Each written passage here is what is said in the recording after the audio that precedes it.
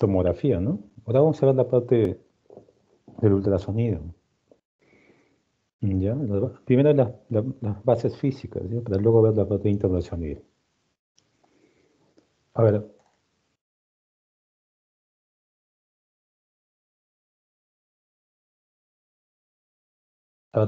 siempre es bueno saber ¿no? Cómo se originan estas técnicas, ¿no?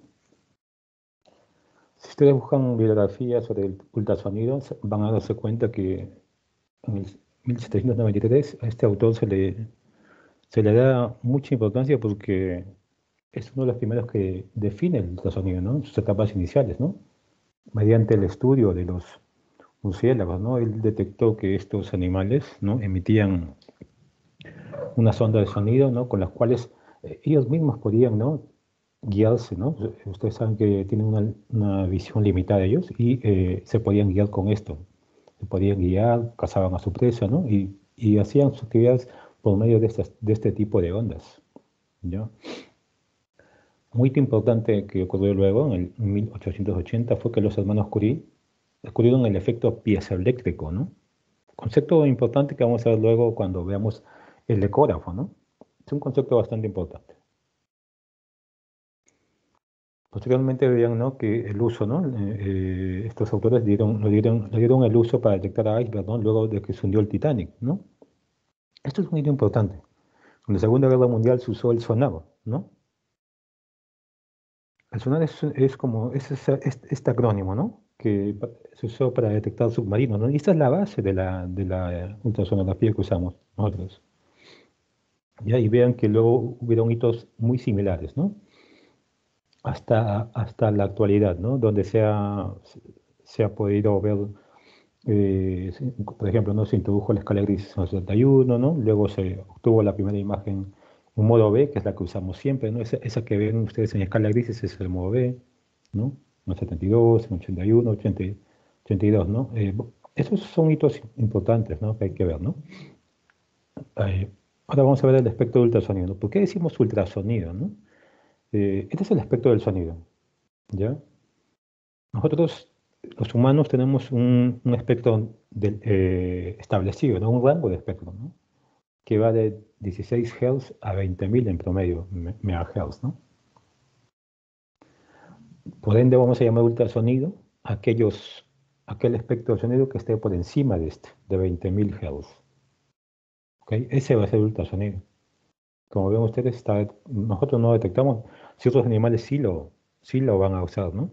Como los murciélagos que ya se comentó, y otros animales y otros mamíferos. El infrasonido está por debajo de ellos, ¿no? Nosotros tampoco es audible a nosotros, ¿no? Ciertos animales sí pueden, sí tienen esa capacidad de recepción de estos sonidos, ¿ya? El ultrasonido médico, que somos nosotros, ¿no? El diagnóstico, generalmente varía en este rango, ¿no? En el rango de 2 a 15 megahertz. ¿Está bien? Ese es el rango en el cual nosotros usamos la frecuencia de ultrasonido, ¿no? En el diagnóstico médico. ¿Qué es el sonido, no? El sonido es el resultado del recorrido de la energía mecánica a través de la materia en forma de onda, ¿no? Recuerden que la clase anterior hablamos de ondas, ¿no? Hablábamos de ondas mecánicas y de ondas electromagnéticas, ¿no? La radiación ionizante les comenté que era una onda electromagnética, es decir, no necesitaba un medio, ¿no? Para poder desplazarse, ¿no? Mientras que el sonido es una onda, eh, perdón, la radiación ionizante es una onda electromagnética, ¿no? No necesita un medio, mientras que el sonido sí, es una onda mecánica y necesita un medio para poder desplazarse, ¿no? Ese es el sonido, ¿no? Una onda mecánica, ¿no? Y porque necesita un medio. Y en ese transporte, mientras va recorriendo el medio, ¿no? Produce fenómenos de compresión y fenómenos de rarefacción, ¿no? Los fenómenos de compresión serán, por ejemplo, son estos, ¿no? Esto de aquí, rarefacción son estas. Es decir, las zonas de compresión son zonas, son regiones densas, en las cuales las moléculas están agrupadas, o se agrupan aquí, ¿no? Corresponde esta zona a una zona de alta presión. Su contraparte, la rarefacción, son zonas con pocas moléculas y por ende zonas de baja presión, ¿no? Y así transcurre el sonido, ¿no? produciendo esto, ¿no? Compresión y rarefacción, zonas de alta y baja presión. ¿Ok? Como les comenté en la parte de historia, las imágenes por ultrasonido están basadas en el mismo principio que se relaciona con el sonar, ¿no? El sonar es ese aparato que les decía, ¿no? Para detectar submarinos, ¿no? Utilizado por los murciélagos, barcos, pescadores, ¿no? ¿En qué se basa esto, no? Que cuando una onda acústica choca contra un objeto, ¿no? Esta onda acústica va a rebotar hacia atrás, ¿no? O hace un eco, por decirlo así, ¿no? Y nosotros al detectar estas ondas, ¿no? Al poder detectarlas podemos determinar varias características de estas, ¿no? Por ejemplo, la distancia desde donde se ha lanzado la onda hacia donde ha rebotado, la forma de los diferentes objetos, tamaños, consistencias, ¿no? Si es sólido, si es líquido, si es heterogéneo, ¿no? También nos permite decir la uniformidad del objeto en estudio, ¿no? Entonces, fue importante entonces el conocimiento de este sonar, ¿no?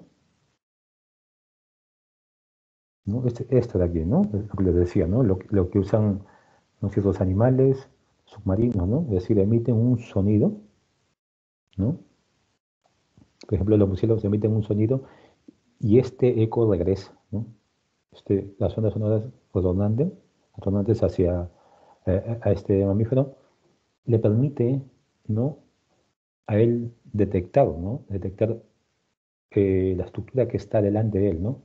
Ver el tamaño, morfología, consistencia, ¿no? Todas las características que le he mencionado, ¿no? Igual pasa con los diferentes, con otros mamíferos o incluso con los submarinos, ¿no?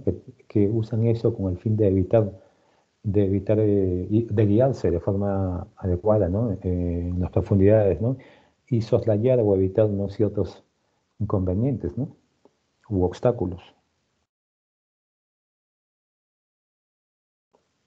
Vamos a ver, chicos, partes de física del sonido, ¿ya? Hay algunas características como más o menos me mencioné la semana pasada, ¿no? Porque son ondas, pues, ¿no? Son ondas. El sonido, ¿no? Todas las ondas mecánicas, electromagnéticas, son ondas, ¿no? Y toda onda tiene características, ¿no?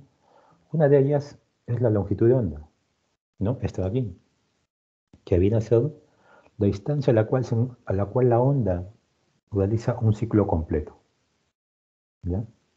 Esa es la longitud de onda. Su inversa es la frecuencia, ¿ya? Tenemos que recordar que una frecuencia alta, ¿no? O rápida, tiene una longitud de onda corta. Y su contraparte, una frecuencia lenta, es decir, tiene longitudes de onda larga. ¿Está bien? La amplitud hace referencia a la intensidad del sonido, ¿no? Es decir, la altura, ¿no? Sería el tamaño de la onda en el espacio, ¿no? En la imagen eso se va a expresar como más o menos su intensidad, ¿no? Es decir, la cogenicidad se basa mucho en la amplitud, ¿no? Es decir, más aquí esta onda mecánica aquí es más amplia que esta, ¿no? Por ende va a tener mayor cogenicidad, mayor intensidad en la imagen, ¿no? Luego vamos a ver cuando lo plasmemos en ellas. Otra característica del sonido es la frecuencia, ¿no? Que viene a ser el número de oscilaciones de la onda sonora por unidad de tiempo. Vean aquí, ¿no? Ondas de alta frecuencia tienen longitudes de onda corta, mientras que ondas de baja frecuencia tienen longitudes de onda mucho más largas, ¿ya? La unidad de la frecuencia es el Hertz. El Hertz se define como un ciclo por segundo. ¿Está bien? Un megahertz es igual a 1 millón de ciclos por segundo, ¿ya? El acrónimo es así lo abreviamos, como un megahertz, ¿no? Entonces los ultrasonidos van por encima de 20 megahertz, ¿ya? Y el ultrasonido médico que usamos nosotros va, ¿no? En promedio de 2 a 15, ¿no? Ahora se está usando un poco más incluso, ¿ya? La frecuencia determina la profundidad a la que llegan los ultrasonidos, ¿ya? Esto es importante, ¿ya? Mientras yo use ultrasonido de mayor frecuencia, es decir, ultrasonidos de alta frecuencia, estos ultrasonidos de alta frecuencia van a tener una poca penetración en los tejidos, es decir, no van a penetrar mucho, sino solo van a estar en la parte superficial. Y en la calidad de imagen se traducen como una imagen de buena calidad, ¿no? Por ende, si este tipo de ultrasonido no penetra en las zonas profundas, me va a servir a mí para evaluar estructuras superficiales, ¿no? Como la piel, ¿no? El subcutáneo, ¿no? Fascias, músculos, ¿no? Entonces no voy a usar ondas de alta frecuencia para evaluar estructuras profundas, ¿no? Como los órganos intraabdominales, sino más bien usaré, en ese caso, ondas de baja frecuencia, si quiero evaluar estructuras mucho más profundas. ¿Está bien? Entonces, este concepto es importante, ¿no? Bien, aquí, para resumir, ¿no? La frecuencia. Alta frecuencia, generalmente decimos cuando es de más de 5 MHz, su poder de penetración es bajo, es menor, ¿no? La calidad y definición, ¿no? El detalle de la imagen es buena, es alta, ¿no? Y es útil para ver estructuras, como les he dicho, estructuras superficiales, ¿no? Toda la parte musculoesquelética, ¿no? La parte de estructuras vasculares, ¿no? Esas estructuras son muy bien evaluadas con ultrasonido de alta frecuencia. En su contraparte, ¿no? El ultrasonido que usa baja frecuencia, que en promedio se le dice que comprende de 12 a 5, va a tener, ¿no? Una penetración mucho mayor, ¿no? La calidad de imagen va a ser un poco menor, ¿no? Va a ser menor, en verdad. Pero básicamente con este ultrasonido de baja frecuencia yo voy a evaluar estructuras mucho más profundas, ¿no? Las ecografías de abdomen, las ecografías pélvicas, ¿no? Las obstétricas, ¿no? Usan, ¿no? Ultrasonido de baja frecuencia. ¿Está bien?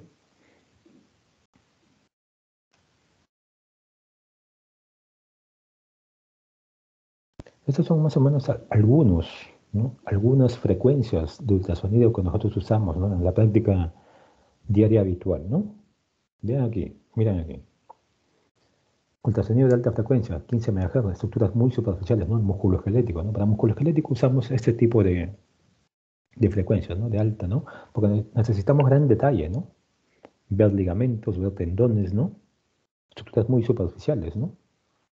Ver lesiones subcutáneas, lesiones de piel, ¿no? Necesitamos eh, frecuencias altas, ¿no? Para ver estas estructuras tan superficiales y con mayor nitidez, ¿no? Mientras que si yo quiero evaluar, ¿no? Una estructura profunda, ¿no? Como el abdomen, ¿no? Las estructuras pélvicas, ¿no? Utilizo, ¿no? Ultrasonido, una frecuencia, ¿no? De este promedio, ¿no? De 3, ¿no? 3.5 MHz, ¿no? Es decir, baja frecuencia, ¿ya? Vean que el tiroides, mama, ¿no? Que son estructuras relativamente superficiales, ¿no? Usa un ultrasonido con una frecuencia también algo diferente, pero mayor, ¿no? ¿Está bien? Entonces, eso es un ejemplo de algunas frecuencias que usamos nosotros en la práctica diaria, ¿no? Cuando utilizamos el ultrasonido, ¿no? Otro concepto importante que tenemos que saber, ¿no? Es la propagación del ultrasonido. Hay una frecuencia de propagación, ¿ya? Hay un error de tipeo, es la propagación del ultrasonido, ¿no? Esto es importante cuando veamos la imagen, ¿no? ¿Por qué una imagen es hipoecoica? ¿Por qué una imagen es anecoica? Es decir, la caugenicial de la imagen depende mucho de esto también, ¿no? De la velocidad de propagación en los diferentes tejidos, ¿no? El sonido, ¿no? Su propagación en un medio es directamente proporcional a la densidad y temperatura del medio, sobre todo la densidad. La densidad es importante. Vean aquí este gráfico, ¿no? En el cual, ¿no? Me habla de la velocidad de propagación en los diferentes tejidos. El promedio, ¿ya? Es esto, ¿ya? El tejido blando, ¿no? Ese es un promedio, ¿no? 1540, ¿no? Esa es la cifra que se maneja como valor promedio. Vean que estructuras menos densas, como el aire, ¿no? La propagación del sonido es menor, mientras que en estructuras mucho más densas, ¿no? Es mucho mayor. ¿Ok? Si ustedes ven aquí en este rango, el agua, ¿no? tiene una relativa buena propagación del sonido. Y las partes blandas, vean aquí, ¿no? Mira, la mayor cantidad de tejidos blandos, ¿no? O vísceras abdominales, ¿no? Están en un rango más o menos cercano, todos ellos. ¿Ya? Entonces, esto debemos recordar para la formación de imagen, ¿eh? El aire, que tiene que, en la cual la velocidad de propagación es baja, ¿no?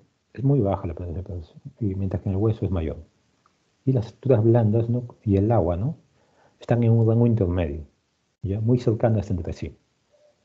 ¿Ok?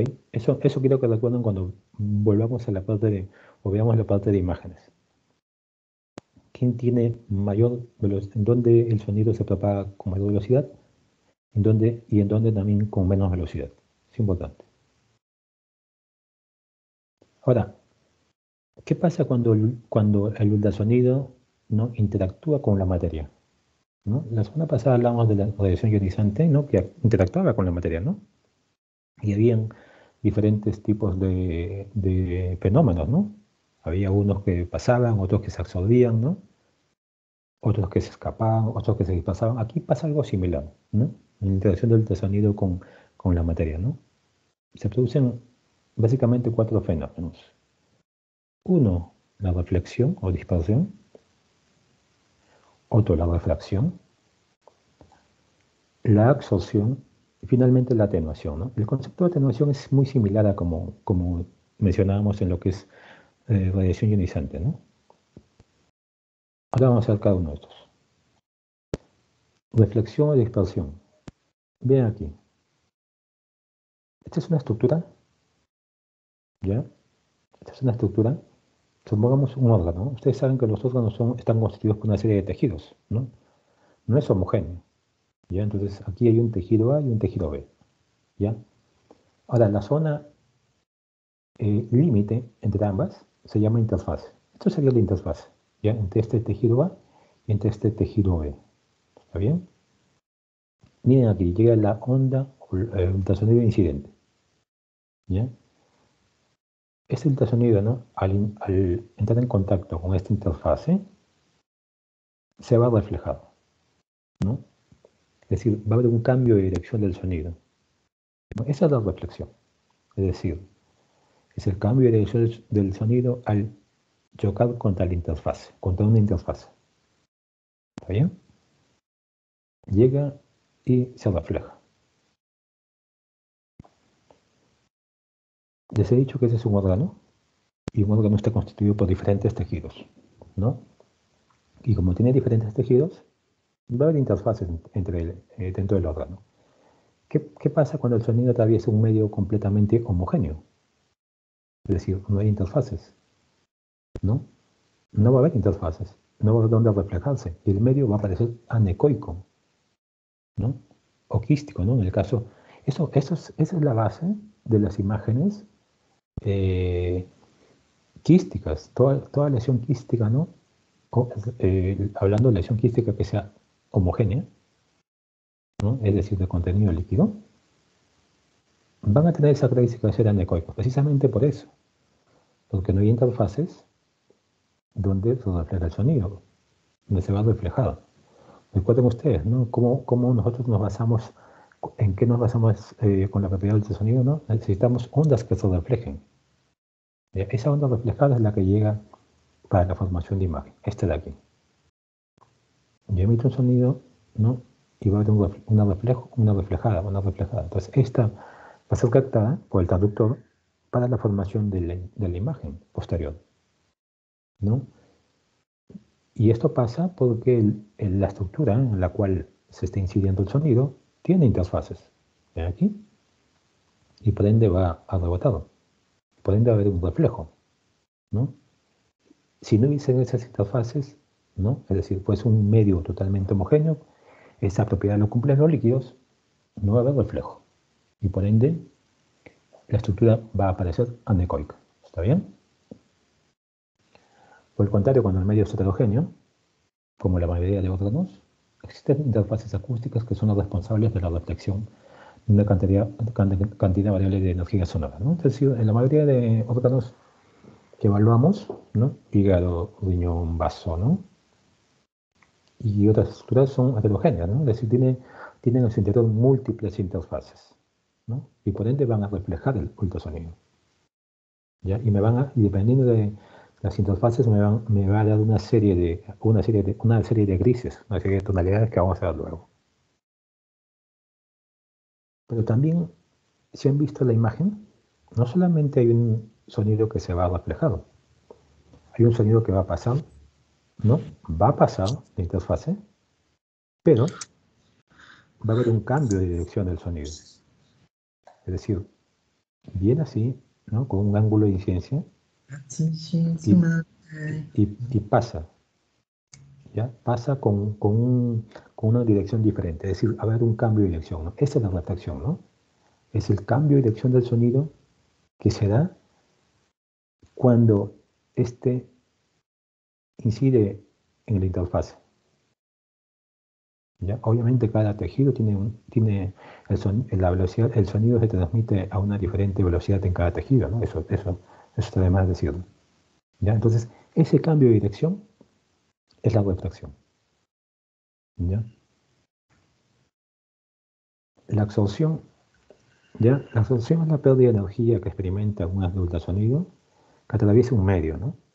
Haciendo que las partículas, ¿no? de la materia o del objeto con el cual interactúa comiencen a vibrar. Debido al goce de dichas partículas, una parte de esta energía se transforma en calor. Eso en verdad muchas veces se le toma como una desventaja, ¿no?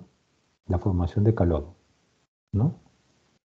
Y lo vamos a ver luego la parte de desventajas, ¿no? La formación de calor es algo que no, lo cual es poco, pero se toma como una desventaja del ultrasonido, debido a esa absorción. ¿Está bien? Cuanto mayor es la absorción, menor es la penetración de los ultrasonidos en el medio, ¿no? Eso también es importante, ¿no? Si el ultrasonido va a ser absorbido en su mayor parte por el objeto con el cual está interactuando, ¿no? Va a haber menor penetración en la parte para ver el resto de estructuras, ¿no?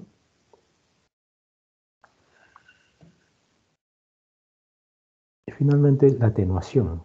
La atenuación es el resultado, ¿no? Es el resultado de la pérdida de energía que experimenta el ultrasonido al atravesar un medio, ¿no?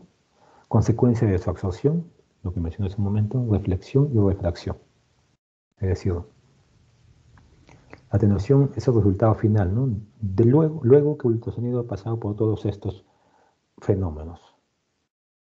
¿Ok? La atenuación guarda relación directa con la profundidad y con la frecuencia. Es decir, a menor frecuencia, menor atenuación, ¿no? Lo cual es útil para estudios superficiales, como ya les he mencionado. Y a mayor frecuencia, mayor atenuación, ¿no? Útiles para estudios profundos.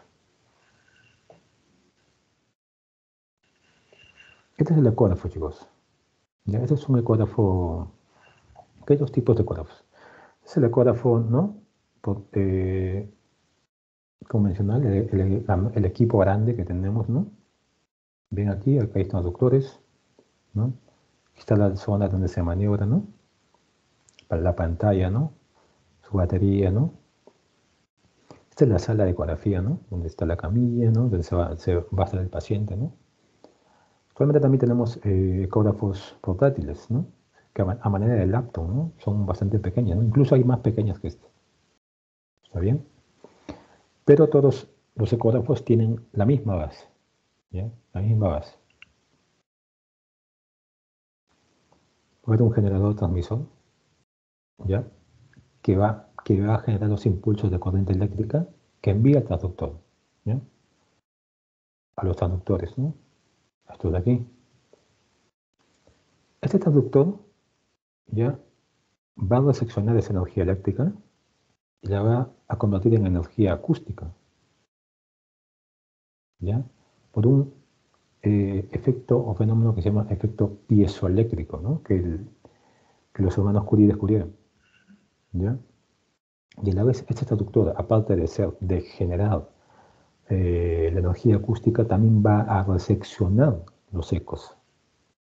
Es decir, va a emitir ecos y los va a reseccionar. ¿Está bien? ¿Y qué es el efecto piezoeléctrico, no? Este efecto piezoeléctrico es una propiedad que tienen algunos cristales, ¿ya? Como estos de aquí, estos que están descritos, los cuales lo usamos para el transductor del ecógrafo. Es decir, ¿qué pasa aquí? ¿No? O sea, el transductor tiene cristales que al yo encender el generador para generar, ¿no?, o transmitir corriente eléctrica, hace que estos cristales alteren su configuración. Van a vibrar, ¿no? Y esa energía, ¿no?, esa energía eléctrica que ha permitido esto va a ser transformada en energía acústica. ¿Ya? Ese es el efecto piezoeléctrico, es decir, el cristal recepciona la energía eléctrica, altera su configuración, ¿no?, generando vibraciones y generando la energía acústica. Es decir, hay un cambio de energía eléctrica por energía acústica. ¿Ya? Y a la inversa, recibir la presión, el traductor hace eso, ¿no? Entonces recibe energía eléctrica, los cristales vibran, generan ultrasonido. El ultrasonido es emitido, ¿no? Es emitido en este caso, a la estructura que yo quiero evaluar, y va a volver nuevamente ultrasonido hacia el traductor, ¿no? Pero ya está volviendo como energía, ¿no?, acústica, ¿no? Y esa energía acústica el traductor nuevamente la va a transformar en energía eléctrica. ¿Ven? O sea, ese es el efecto piezoeléctrico, ¿no? Vean aquí, este es un esquema, ¿no? Los cristales piezoeléctricos son estos, ¿no? Esta es la corriente, ¿no? Esta es la máquina de ultrasonido, ¿no? Ven aquí. Estos cristales están dentro del traductor, ¿no? Reciben energía, corriente eléctrica, vibran, ¿no? Cambian de configuración, vibran. Eso es una propiedad de algunos cristales. Y van a emitir, ¿no?, ondas de sonido, ondas de ultrasonido en este caso. ¿Está bien?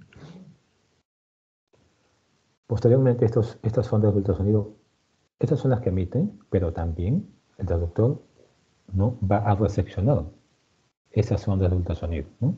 Le vuelven las ondas de ultrasonido, ¿no? ¿Qué es lo que queremos nosotros, ¿no? Recordemos, como les dije, lo del sonado, ¿no? Uno necesita el retorno de esa energía, ¿no?, en forma de ultrasonido, ¿no? Entonces, este ultrasonido regresa, este cristal piezoeléctrico, ¿no?, estos cristales hacen el fenómeno opuesto, es decir, transforman esta energía acústica en energía eléctrica, lo cual va a ir a la máquina de ultrasonido para generar la imagen. ¿Está bien? Entonces, ese es el efecto piezoeléctrico, ¿ya? Que tienen algunos cristales, los cuales están en el traductor. ¿Está bien? Entonces, hay un generador, ¿no?, el cual va a emitir una corriente eléctrica, y hay un traductor, ¿no?, que consta de cristales que realizan el efecto piezoeléctrico para la emisión de ultrasonido y realizan el efecto inverso cuando recepcionan el ultrasonido. Hay un convertidor analógico digital que digitaliza la señal, tiene una memoria gráfica que da la información recibida y la representa en escala gris de 256 escalas, ¿no?, y un monitor, pues, ¿no?, en el cual se muestran las imágenes en tiempo real, ¿no? Recuerden que la ecografía es una imagen en tiempo real, ¿no? Yo lo que hago lo estoy viendo en el momento.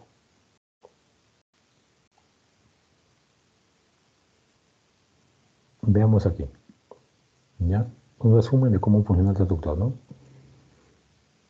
Este es el transductor, este es el paciente, ¿ya? Si alguna vez alguno de ustedes le han hecho una ecografía, se han dado cuenta que usamos un material para mejorar la conductividad, ¿no?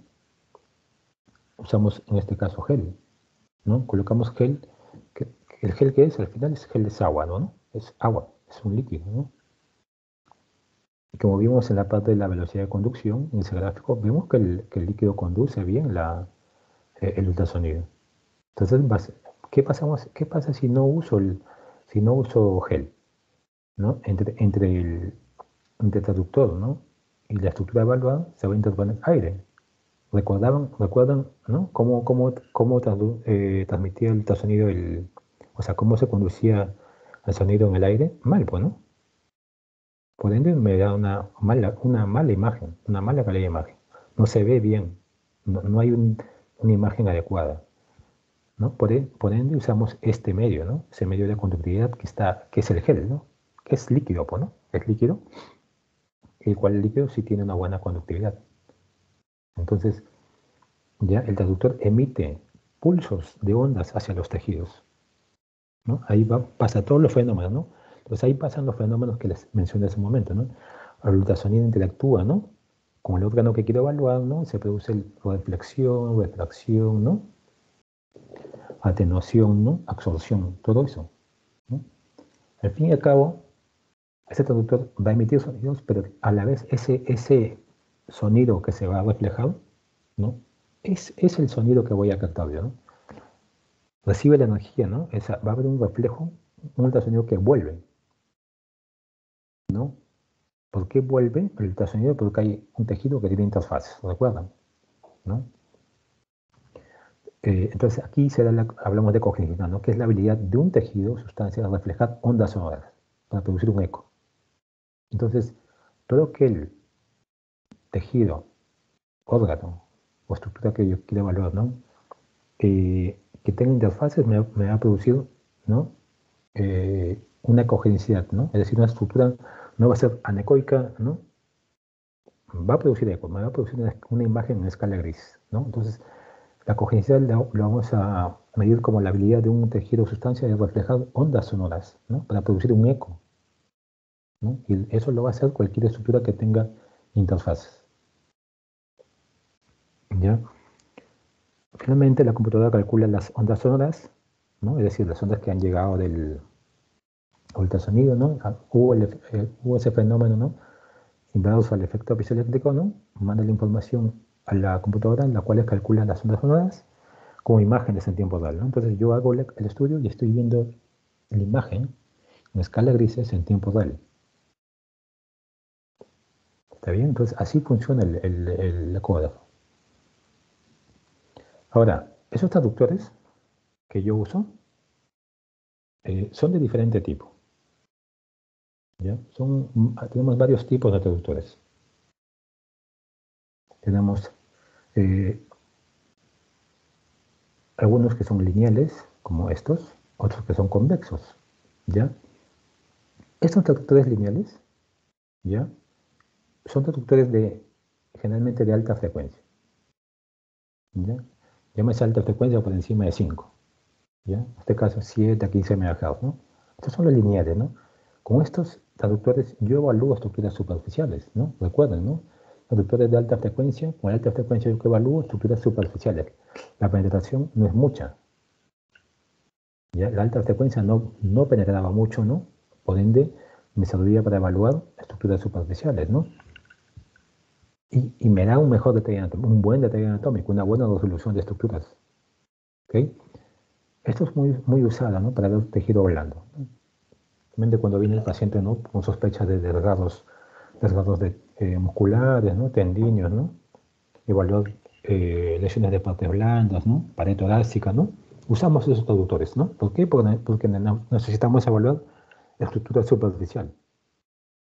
¿Está bien? Incluso hay mucho más pequeños que esos, ¿no? Con mayor frecuencia. Ahora, estos traductores convexos ya utilizan baja frecuencia. Ya son traductores de baja frecuencia, ¿no? Tono de 1, 2 o 3.5. ¿Ya? Recuerden que la baja frecuencia tiene mayor penetración a planos profundos. Por ende, ¿ya? Evalúo las estructuras mucho más profundas, ¿no? Si quiero evaluar útero, si quiero evaluar vejiga, si quiero evaluar próstata, hígado, riñones, vaso, páncreas, ¿no? Esas estructuras profundas, yo tengo que usar un ecógrafo convexo. ¿Está bien? Además hay otros traductores, ¿no? Hay un traductor endocavitario, ¿no? Dependiendo de a qué cavidad voy a introducir, ¿no? Pueden ser endovaginales, ¿no? Transrectales, ¿no? Para evaluar la próstata. ¿Está bien? Por ejemplo, aquí, ¿no? Este es el típico traductor endocavitario, ¿no? Para evaluar, por ejemplo, ¿no? El útero, ¿no? Un buen detalle del útero, aquí vemos. Traductores sectoriales, ¿no? Esto está aquí, ¿ya? Que básicamente es para evaluar estructuras pequeñas, ¿ya? Sobre todo como este, ¿no? Cuando yo uso en los neonatos para ver ecografías transfrontalierares, ¿no? En el caso de hemorragias intraventriculares, ¿no? Ahí en ese contexto es bastante útil, ¿no? O para ver pequeñas articulaciones también, ya como los dedos, ¿no? O los dedos de las manos, de los pies, ¿no? Para ver las estructuras muy pequeñas, ¿no? Ligamentos colaterales, ¿no? Es decir, estructuras bastante pequeñas, que necesitan bastante detalle anatómico, ¿ya? También hay transductores volumétricos, ¿no? Es decir, que me dan representan este tipo de imágenes, ¿no? Básicamente se utilizan en obstetricia, ¿no? También para mejorar la visualización de la pelvis, de algunas masas tumorales, ¿no? Básicamente en eso, ¿no? Definitivamente no sustituye el ultrasonido convencional, ¿no? La ecografía convencional, ¿no? Me mejora, me da un dato adicional, pero la ecografía en modo B es la que va a prevalecer. ¿Está bien? Entonces, esos 5 traductores son los básicos que usamos, los más frecuentes y los más importantes, ¿ya? El lineal, el convexo, ¿ya? El endocavitario, el sectorial, que son para estructuras pequeñas, el volumétrico, para ver estructuras en 3 dimensiones, un mejor detalle anatómico, ¿está bien? El ultrasonido, ¿no? Hay modos, ¿no? Para ver ¿no? Ustedes han escuchado, ¿no? El modo B, el modo M, ¿ya? El modo A era para ver amplitudes, ¿no? Ver amplitudes, ¿no? Está en desuso actualmente, ya no lo usamos. El modo B es el que usamos casi siempre. Es el usado, ¿no? Cualquier ecografía que le hagan ustedes es una ecografía en modo B, ¿no? Es decir, las ecointensidades son convertidas a imágenes en gris, ¿no? Es decir, vemos la pantalla y una escala de grises, ¿no? Como en este caso está representado el hígado, ¿no? Vean aquí las estructuras venosas, ¿no? Las venas suprahepáticas, ¿no? Entonces, este es el modo que usamos, ¿no? Las ecografías que hacemos a diario se basan en el modo B, ¿ya? El modo M me da una relación tiempo-movimiento, ¿ya? Básicamente lo usa el cardiólogo, ¿no? Para ver ecocardiografías, ¿no? Fetales sobre todo, ¿no? Ellos usan más,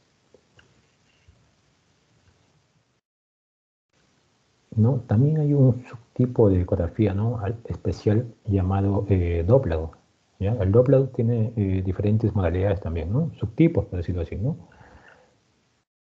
El Doppler color o duplex color, ¿ya? El cual combina dos, ¿no? Combina el modo B, es decir, esta escala, ¿no? Esta escala de grises, ¿no? Con el color. Ven aquí está el riñón representado y veo que está coloreado, ¿no? Veo imágenes azules, imágenes rojas, ¿ya? Ahora, el doble color, ¿ya? Estas imágenes diferentes, rojas y azules, me representan una dirección, ¿ya? En el doble color yo quiero determinar dirección del flujo, ¿ya? Ahora, esto de aquí yo en el equipo puedo cambiar, ¿no? En función se acerquen o se alejen, el color va a variar, ¿ya? El equipo puede hacer que si yo ponga rojo se acerque y azul se aleje. Eso es lo que usamos generalmente, ¿no? Pero se puede invertir eso, ¿ya? Entonces, el doble color busca determinar dirección del flujo, ¿ya? Eso es importante, por ejemplo, cuando queremos evaluar en patología, ¿no? Obstétrica, ¿no? Sufrimiento fetal, cuando quiero evaluar, por ejemplo, hígado, ¿no? Hipertensión portal, ¿no? Ahí usamos esto, fue muy importante. El Doppler Power, o el Doppler Power, como le dicen también, ¿ya? Si se dan cuenta, si ven las diferencias entre esta imagen y entre esta otra, aquí está representado todo, ¿no? O sea, aquí lo que busca el Doppler Power es ver si hay o no hay flujo vascular. Eso nomás me quiere decir. ¿Hay flujo o no hay flujo? No me habla de dirección. Me dice, ¿hay flujo o no hay flujo? Mientras este sí. El Doppler Power busca determinar direcciones. Aquí no, ¿no? Aquí no. Aquí se busca ver si hay presencia o no, ¿no? Es mucho más sensible, ¿no? Este me dice, ¿tiene o no tiene? Esto lo usamos, por ejemplo, en caso de porciones testiculares, ¿no? Pacientes que llegan con esa sospecha son emergencias, ¿no? Necesitamos ver, ¿tienen flujo o no tienen flujo? el testículo. ¿Pero qué? ¿Se han necrosado o no? Entonces por eso usamos el Doppler Power, ¿no?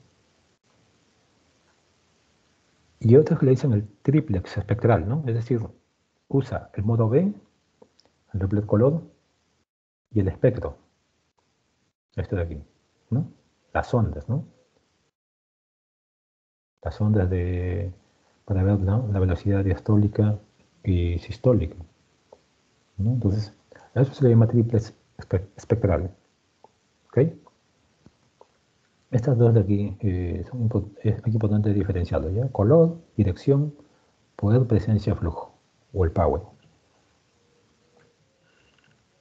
Ventajas y desventajas del ultrasonido, ¿no? Ventajas es que se puede adquirir en cualquier plano, no utiliza radiación ionizante, es una ventaja importante, no es invasivo, ¿no? No es para nada invasivo, ¿no? Si yo lo comparo con una tomografía y resonancia magnética, el costo es muchísimo menor, ¿ya? Algo muy poderoso que tiene la ecografía, ¿ya?, es que me da imágenes en tiempo real. Es decir, yo veo la imagen en el momento. Estoy evaluando una estructura, ¿no? Y si quiero volver a verla o quiero incidir nuevamente lo puedo hacer, ¿no? Cosa que no puedo hacer con la tomografía de resonancia magnética. Ya adquirí, ¿no? Y ya no puedo hacer otro corte porque ya está adquirido, ¿no? A cambio en esta sí, ¿no? Porque son imágenes en tiempo real. Otra ventaja es que hay ecógrafos portátiles, pues, ¿no? No hay resonador portátil, hay tomografías portátiles, pero para en el medio hospitalario, ¿no? Pues los ecógrafos portátiles, como han visto, hasta pueden ser laptops, incluso más pequeños, casi el tamaño de un celular, ¿ok? Las ventajas, esto es relativo, ¿no? Esto de aquí. Pero sí es importante, ¿no? Requiere entrenamiento para parar el equipo. Es decir, requieren la pericia del que realiza el estudio, ¿ya? Depende de la habilidad de quien, o la experiencia, ¿no? De quien está realizando el estudio, ¿no? Mientras más pericias tenga, ¿no?, mayor sensibilidad y especialidad tendrá el método, ¿no? Es decir, mayor rendimiento va a tener la prueba. ¿Está bien? Esto es algo relativo, no penetra hueso ni forma imágenes del aire, ¿no? Generalmente se dice que el ultrasonido no me sirve para evaluar estructuras óseas, ¿no? En la parte musculoesquelético, ¿no? Esto es relativamente cierto, ¿no? Porque sí se podría ver quizás detalle mínimo, pero algo más detallado el hueso no me permite ver, ¿no? Entonces no penetran hueso ni forma imágenes del aire, ¿no? Recuerden que el aire en el aire el sonido se propaga mal, ¿no? El aire, ¿no? Toda estructura que tenga aire, ¿no? Pulmón, intestino, ¿no? Se ve mal con la ecografía, ¿no? No tiene la ecografía no me permite evaluar estructuras aéreas de forma adecuada. Y ahí la generación de calor que les decía, ¿no? Debido a la absorción, ¿no? Miren aquí esta imagen, esta radiografía de abdomen, donde veo distensión de asas, ¿ya? Asas distendidas con contenido gaseoso. Vean si yo hago una ecografía en esta zona, ¿no? Ven, en esta zona hago una ecografía. Miren lo que veo. Un área totalmente, ¿no?, sin señal, ¿no? Solamente hipoecoica, mal definida. No veo estructuras ahí, ¿no? Es porque tiene contenido aéreo, por el aire.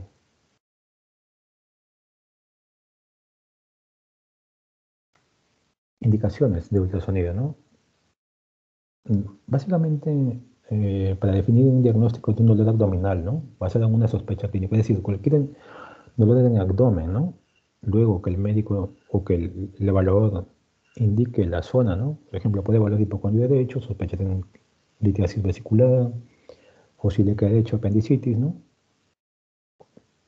En función de la valoración que haga el médico o el clínico en este caso, ¿no?, se puede definir, ¿no?, la causa del dolor abdominal, ¿no? Recordar que el ultrasonido no valora vísceras huecas. ¿Ya? No vayan a pedir una ecografía para evaluar intestino delgado, intestino grueso.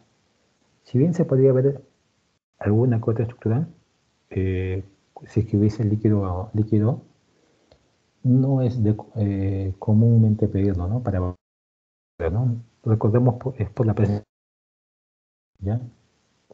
Sí podría haber una estructura, una víscera hueca, como si tuviese líquido. Si tuviese, ¿no? Ni diciendo si se llenase el líquido, en el caso de obstrucción intestinal, sí se podría ver, ¿no? Pero normalmente como tienen aire no se ven bien, ¿ya? No valoro las vísceras huecas con la ecografía, de forma normal, ¿no? Considerar la espesor del panículo adiposo. Eso también es importante, ¿no? Hay muchas veces que son pacientes obesos, ¿no?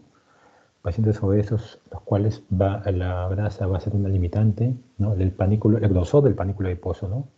Para la visualización de las estructuras, ¿ya? Si yo quiero evaluar útero y anexos, tiene que ser con vejiga llena. ¿Por qué? Recuerden que el líquido, ¿no? Es, al igual como yo usaba el gel entre el traductor y la estructura y la piel en este caso, ¿no? El líquido es un buen traductor, ¿no? Y por ende, el líquido, ¿no?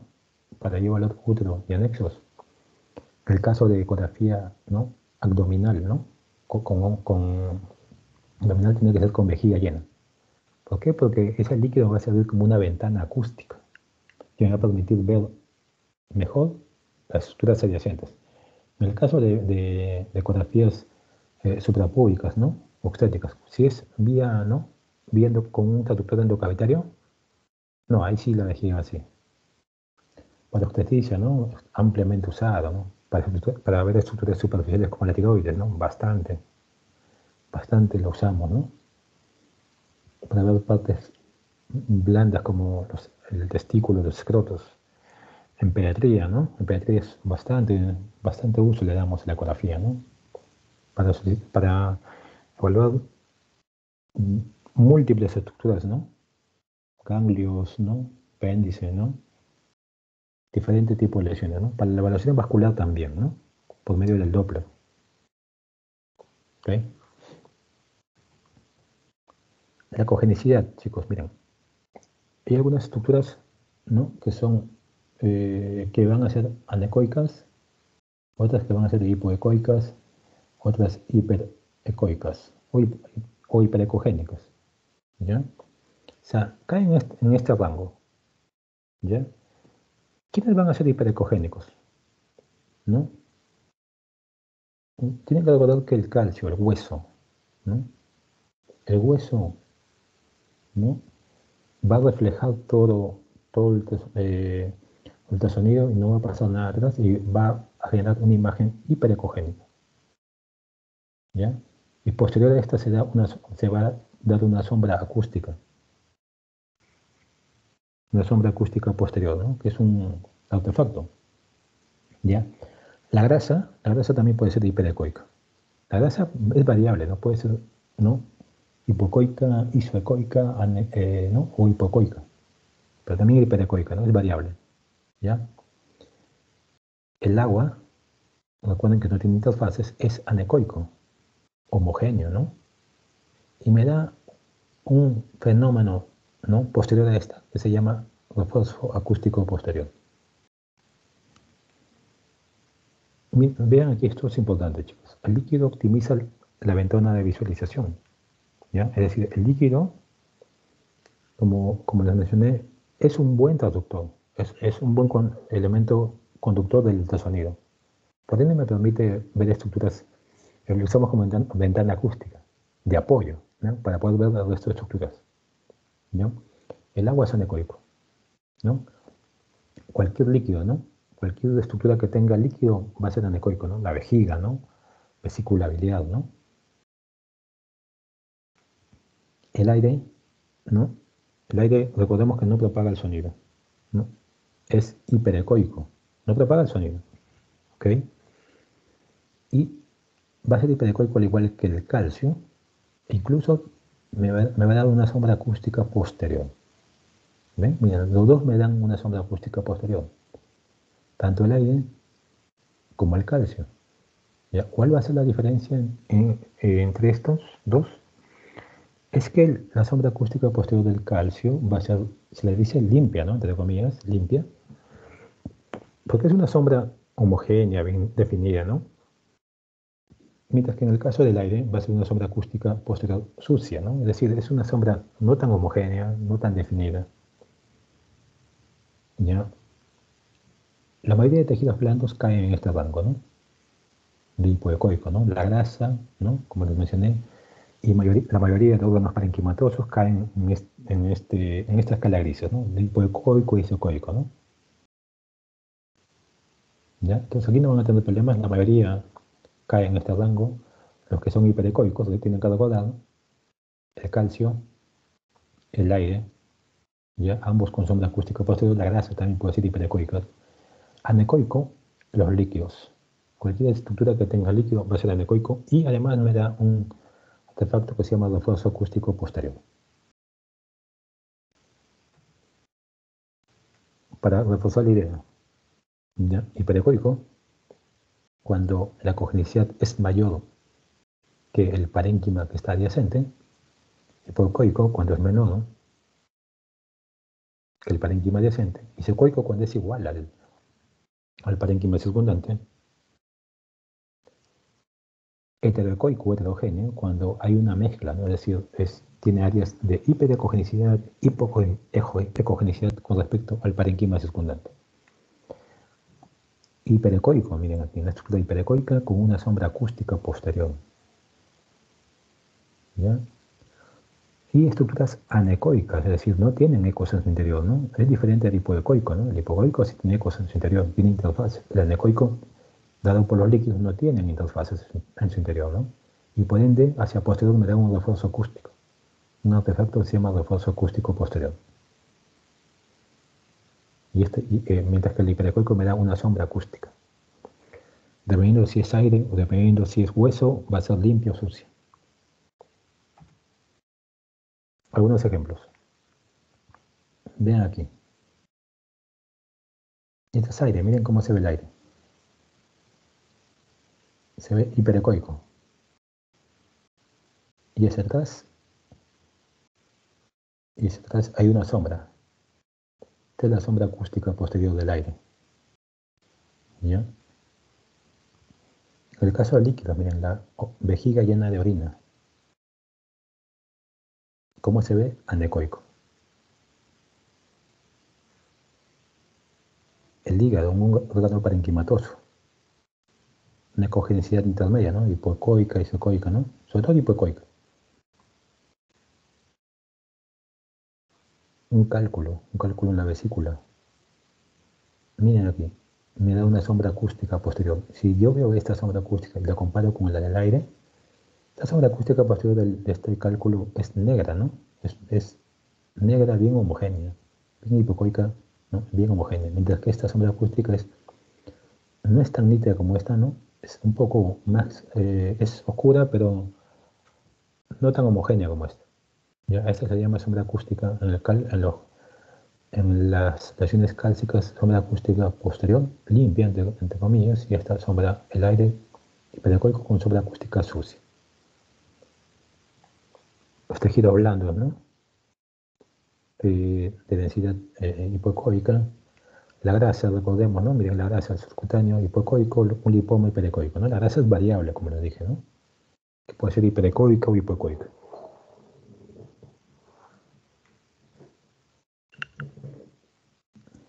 Aquí está la vesícula biliar, recuerden, tiene líquido, por tanto es anecoico. Tiene un cálculo, aquí una imagen hiperecoica en su interior, correspondiente con un cálculo, que me da una sombra acústica posterior. En este otro caso tengo la vesícula, recuerden que está llena de líquido vesicular, líquido biliar, y posterior a esta me da un fenómeno llamado refuerzo acústico posterior, o refuerzo sónico, como dice ahí también, ¿no? Entonces, con esta imagen de aquí, ya, para concluir, quiero que vean esta diferencia, ¿no? Que es sombra acústica limpia y la sucia, ¿no?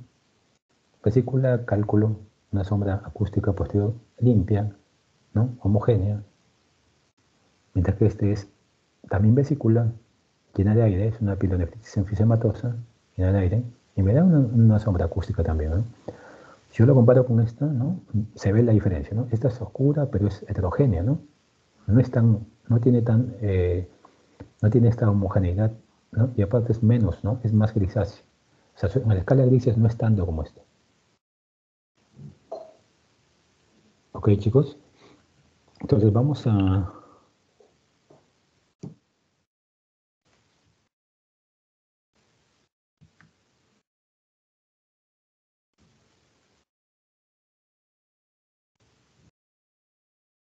A ver, Andrew, Sí, doctor, dígame. ¿me escuchas, no? Sí. Ya, vamos a pasar a la parte del internacionalismo, ¿ya?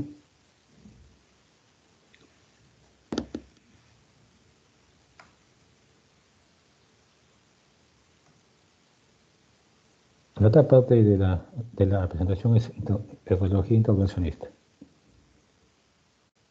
Ya, la semana pasada más o menos vimos, ¿no? El fluoroscopio, ¿no? Vimos algunos procedimientos, ¿no? Mencioné algo, ¿no? La radiología intervencionista, ¿no? Es una de las subespecialidades dentro del diagnóstico médico que en los últimos años ha causado mayor crecimiento, ¿no? E importancia en los algoritmos diagnósticos terapéuticos, ¿ya? Nosotros aquí realizamos procedimientos mínimamente invasivos, guiados por diferentes métodos de estudio, ¿no? Podemos hacer estudios intervencionistas con ecografía, tomografía, fluoroscopía, ¿no? Básicamente esos tres, ¿ya?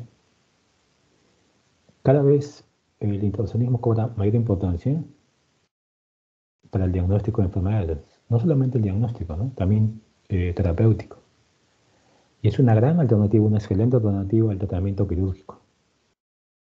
¿Está bien? Algunas ventajas de la radiología intervencionista, ¿no? Es que los procedimientos en general no utilizan anestesia general, no utilizan anestesia general, ¿no? El cual sí utilizan los procedimientos quirúrgicos que se realizan en sala de operaciones. Por su escasa invasividad, el tiempo de recuperación es menor. Es decir, el paciente va a estar hospitalizado menos tiempo, va a tener menos movilidad, ¿ya? Por ende, el paciente va a estar menos días hospitalizado y por ende los costos, ¿no? En general van a disminuir, ¿no? No solamente a nivel hospitalario, sino también sobre él, ¿no? Menos efectos colaterales, ¿no? También, ¿no? Es un procedimiento intervencionista comparado con una cirugía tiene menos efectos colaterales, ¿ya? Menos dolor, menos estancia, ¿no? Menos complicaciones, ¿no? Eso es algo propio de estas técnicas, ¿no? Que son mínimamente invasivas. Procedimientos de intervencionismo tenemos dos tipos, ¿no? Diagnósticos y terapéuticos. ¿Ya? Los diagnósticos, dos grandes grupos. Los que hacemos el diagnóstico con punción, aspiración de aguja fina y con aguja gruesa, ¿no? Es decir, hacer diagnóstico, ¿no? En el cual podemos usar agujas finas o gruesas. Y terapéuticas tenemos muchas, ¿no? Muchas, ¿no? Algunas de estas están mencionadas aquí, ¿no? Como el drenaje percutáneo, nefrostomía percutánea, ¿no? Colocación de arpones, una gran cantidad de estudios, ¿no? Los dos primeros son los más frecuentes usados, ¿no? Algunas generalidades sobre el procedimiento, ¿no? El paciente antes del procedimiento tiene que ser en ayunas, ¿no? Siempre se revisa su historia clínica con el fin de que esté completo sus exámenes, ¿no? Su hemograma y sobre todo su perfil de coagulación, ¿no? Para evitar riesgos de sangrados, ¿no? Siempre va a firmar un consentimiento informado, es decir, en el cual se le explica al paciente el procedimiento, ¿no? Los riesgos a los cuales va a ser sometido. Siempre pruebas de imágenes, ¿ya? Siempre. Necesitamos pruebas de imágenes del paciente, ¿ya? Y antes de entrar al procedimiento se le explica, ¿no? Se le explica en qué consiste, ¿ya? La colocación del paciente depende, ¿no? Depende de dónde está localizada la lesión, ¿no? No es lo mismo, ¿no? Una lesión en pared torácica que una lesión en hígado o una lesión en cavidad abdominal, ¿no? O una lesión ósea, ¿no? Depende de la localización de la lesión, ¿no? Depende también de la condición clínica del paciente, ¿no? Si me va a colaborar o no. Y obviamente la estructura anatómica estudiada. En este caso es una imagen en la cual se va a utilizar tomografía, ¿no? El paciente está en decúbito, ¿no? Decúbito prono y se va a proceder a centrar la lesión que está de situación posterior, ¿no? Es por eso que está así, está colocado de esa manera, ¿no? Se hace un estudio tomográfico, estamos hablando de tomografía en este caso, ¿no? Usado como método, les he dicho que puedo usar ecografía, fluoroscopía, tomografía. Veo aquí que hay una lesión, ¿no? Por ejemplo, en este caso, intraabdominal, ¿no? Un primer escanograma, una primera imagen en la cual me permite a mí, ¿no? Ver mi punto de entrada y medir, ¿no? Aquí. O sea, aquí va a ser mi punto de entrada, aquí tengo que, esta distancia, yo mido cuál va a ser la distancia que tengo que voy a ingresar, ¿no? Una aguja marcada y medidas, ¿no? Cuánto voy a progresar, ¿no? Y preparo mi material de preparación, mi mesa de intervención, ¿no? Que consta básicamente, ¿no? De jeringas, agujas, ¿no? Y las agujas de punción, ¿no? Principal, ¿no? En este caso, este procedimiento que estamos viendo que se usa con mucha frecuencia, la punción aspiración con aguja fina, ¿ya? Las agujitas, las jeringas, la aguja de punción, gasas, ¿no? En el PAF, ¿no? Primero centramos y colocamos, localizamos el punto de incisión, ¿no? ¿Cuál va a ser nuestro punto de incisión, ¿no? Eso depende de la lesión, ¿no?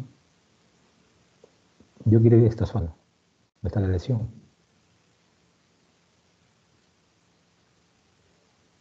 ¿Ya? Entonces, aquí hago un centro y localizo el punto de incisión. Yo voy a entrar por aquí. No por aquí, porque esa es una zona que está libre y más cercana hacia esta zona, ¿no? Ya se hizo el centraje, se localizó la lesión, ¿no? Se realiza la limpieza respectiva, se infiltra el anestésico local para posteriormente colocar la aguja de punción, ¿no? Que me va a servir de guía inicial, ¿no? Me sirve de guía, yo posteriormente, ¿no? Voy avanzando la aguja con el fin de llegar a la lesión,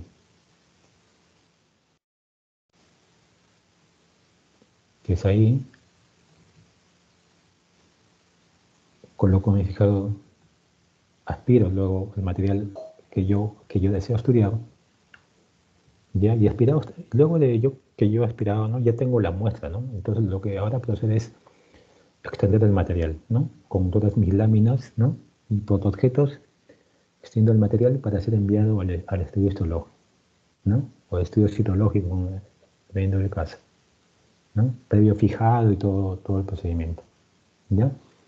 Este es un procedimiento que se usa de forma rutinaria, ¿no? La punción aspiración con aguja fina, ¿no? En este caso fue guiado con tomografía, pero también puede ser guiado por ecografía, ¿no? Como las biopsias de tiroides, ¿no? Que básicamente tienen un procedimiento muy similar. Otro procedimiento que también es muy frecuente es la nefrostomía percutánea, ¿no? Esos son los elementos que yo necesito, ¿no? Mis gasas, ¿no? Mi bisturí, obviamente mi catéter de nefrostomía, ¿no? Con mi guía respectiva, mis pequeñas jeringas, ¿no? Mi dilatador, mi aguja de punción con la cual voy a punzar, igual que hace un momento, ¿no? Guiado por eco, ¿no? En la nefrostomía lo que yo pretendo es introducir el catéter en el seno renal, ¿no? O sea, ahí, en la pelvis, ¿no? El paciente, ¿no? De cúbito prono, ingresa al tomógrafo para hacer el montaje, Ya vi la zona donde voy a ingresar, ¿no? Ya centré hace un momento. Ingreso la aguja.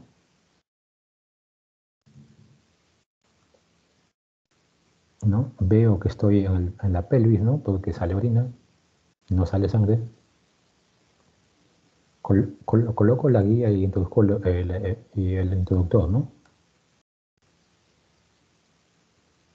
Introduzco el dilatador para fijar.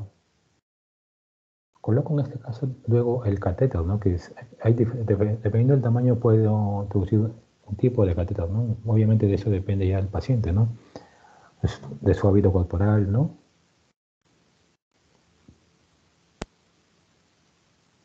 Aquí está el catéter, ¿no? Llegando a donde tiene que estar, ¿no? Ya introducí el catéter, fijé el globo y finalmente coloco una bolsa de nafrostomía, ¿no? Donde va a estar el catéter, ¿no? ¿Ok? Esos son procedimientos que se utilizan de rutina, ¿no? Y muy frecuentes. Algunas complicaciones de esto, algunos hematomas o sangrado en la zona de punción, ¿ya? Los cuales no son muy significativos. Podría ser que hayan infecciones superficiales, ¿no? Como cualquier herida, ¿no? Raramente una punción de un órgano o tejido el cual no estaba previsto, ¿no? Podría pasar, lo cual disminuye con la pericia de la persona que hace esto. En el caso del pulmón, ¿no? El neumotórax está presente, ¿no? Hasta el 20%, es decir, 2 de cada 10. Pero es un neumotórax pequeño, generalmente, ¿ya? O sea, sí se da, pero es discreto, es bastante leve. La hemoctisis es raro, ¿no? En el caso del pulmón, ¿no? La hemorragia de pulmón es excepcional, ¿no? La embolia aérea es muy excepcional, es extremadamente rara, ¿no? En el caso de biopsias de pulmón, ¿no? En el caso de nefrostomías o drenaje percutáneo, ¿no? Una complicación, ¿no? Es que se obstruye el catéter, ¿no? Creo que hay una salida accidental del mismo, ¿no? Hemorragias en los conductos urinarios, ¿no? Hematuria, ¿no? La salida de orina es por el riñón, ¿no? Adyacente al riñón, ¿no? El riesgo de infección, ¿no? Siempre está latente, pues, ¿no? Recuerden que hay una solución de continuidad, ¿no? Que comunica al exterior, ¿no? Entonces, es factible que se pueda dar, ¿no? Que haya perforaciones intestinales, pancreatitis también son riesgos, ¿no? ¿No? Altos no, son relativamente bajos, ¿no? No se reportan muy elevados. Como conclusión, diré, chicos, para finalizar, que la radiología intervencionista da una gran cantidad de técnicas en continua expansión, ¿no? Constantemente, ¿no? Las técnicas de intervencionismo se están mejorando.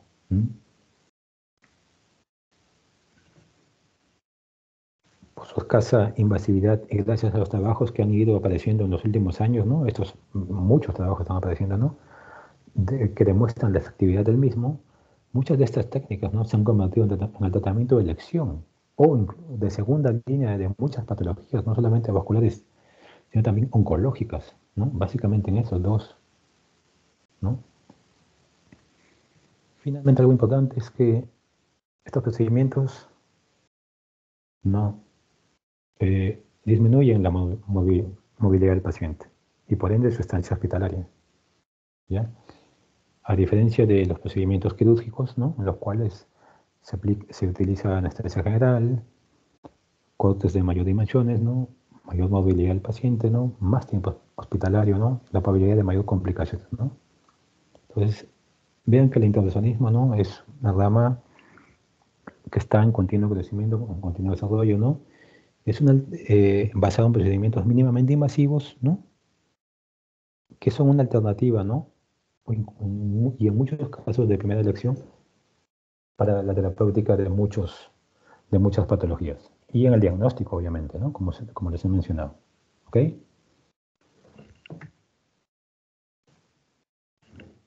¿Alguna pregunta, chicos?